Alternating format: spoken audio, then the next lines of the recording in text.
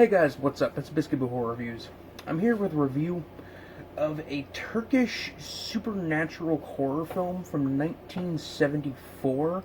I'm talking about Şeytan. Um, where to start with this one? Well, first of all, it's pretty much a scene by scene.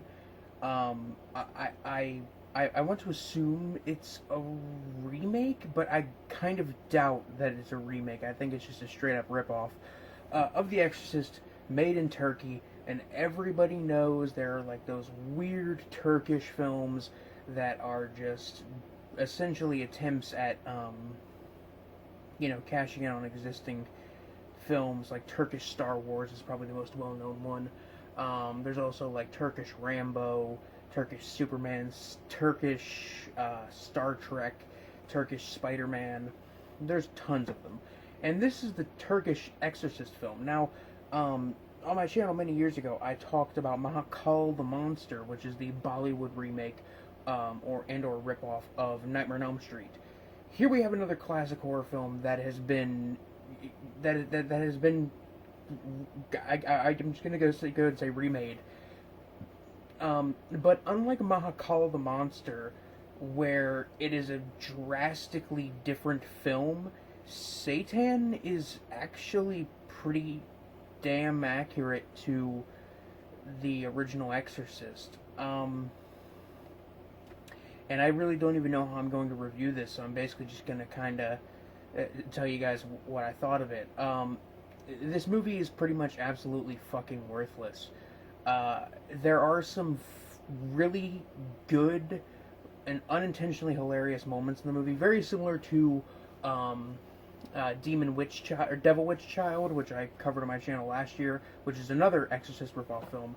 Very similar to that movie. It has some really strong moments that are very, very good in terms of unintentional hilarity, and they do make watching it almost worth it.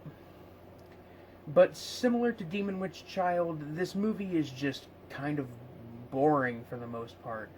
I found myself, almost dozing off during a lot of the scenes in this movie, specifically the first half, because other than some really bad translations with the subtitles, there really ain't much going on. There really isn't much going on that I could say, oh, hey, that's kind of funny looking. That's really cheesy. That's charming, because just like the original Exorcist, like all of it is build up.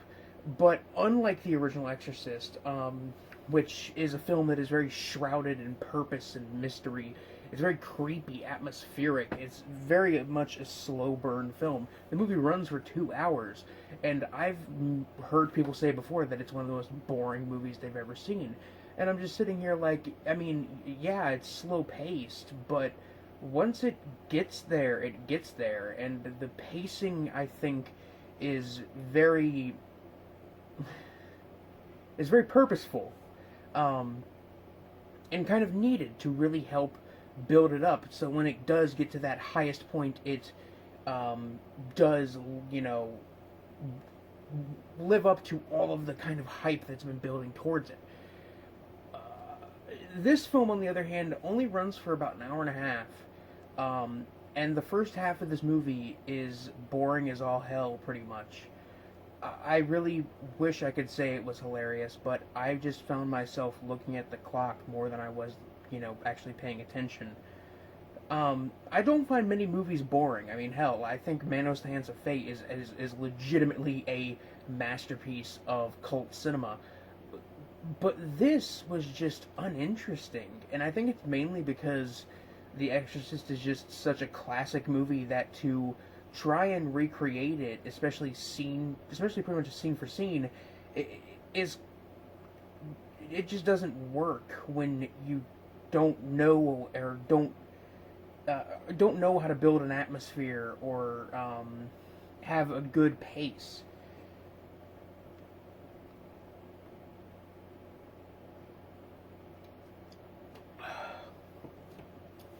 When you don't know how to build, atmosphere or anything like that, it's hard. It's it's hard to tolerate the slow pacing of this movie when the pacing does nothing.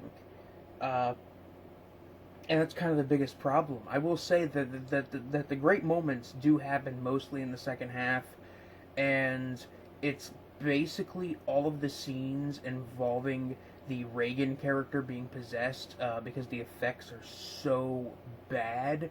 Um, and also they pretty much remove like all references to kind of Catholicism and kind of Christianity.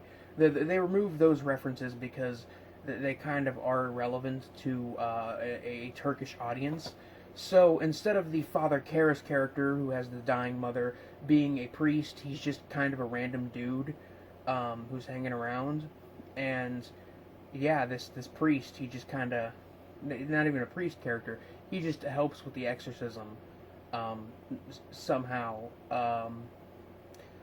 And also, again, the same subplot involving his mother dying and the eventual part in the film where the possessed girl talks to him as his mother. Like, that's one of the creepiest. Honestly, it's one of the creepiest scenes in the history of cinema, in my opinion. It's a very uncomfortable, unnerving, honestly, kind of disturbing scene, especially because it happens to him right after his mother's death. In this film, that subplot I think is mentioned once or twice and never really goes back to it. And I think they do like, confirm in the film that the mother dies, and then she shows up as the mother, and suddenly the possessed girl turns into the mother. It's kind of dumb. Then again, this whole fucking movie is dumb.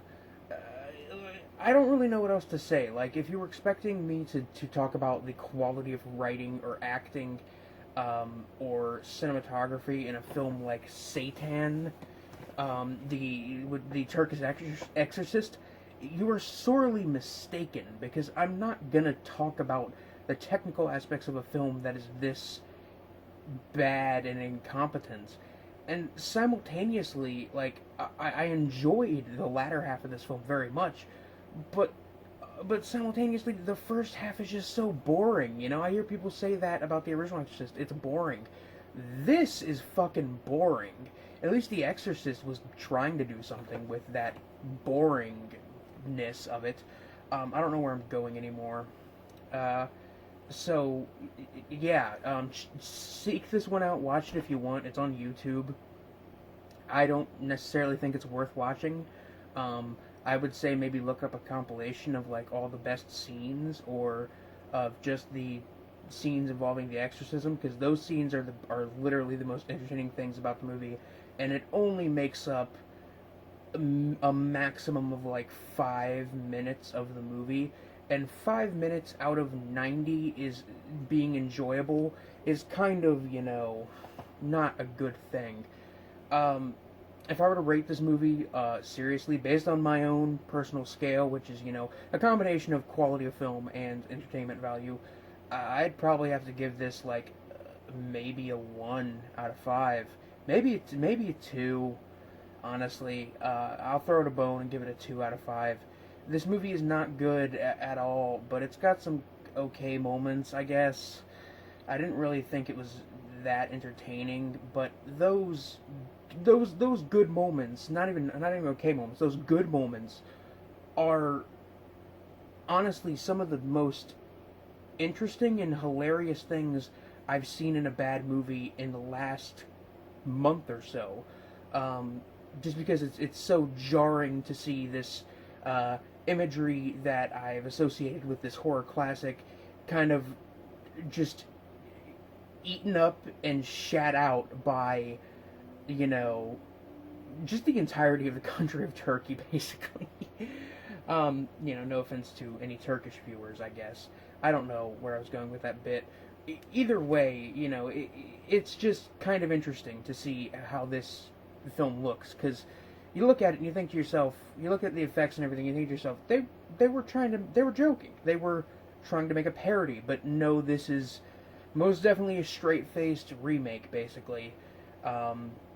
which kind of adds to the hilarious nature of it. Either way, I'm fucking rambling. This is Biscuit Boo Horror Reviews, signing off. Peace.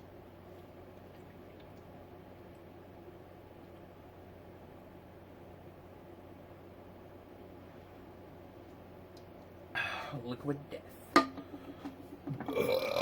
I hate my life.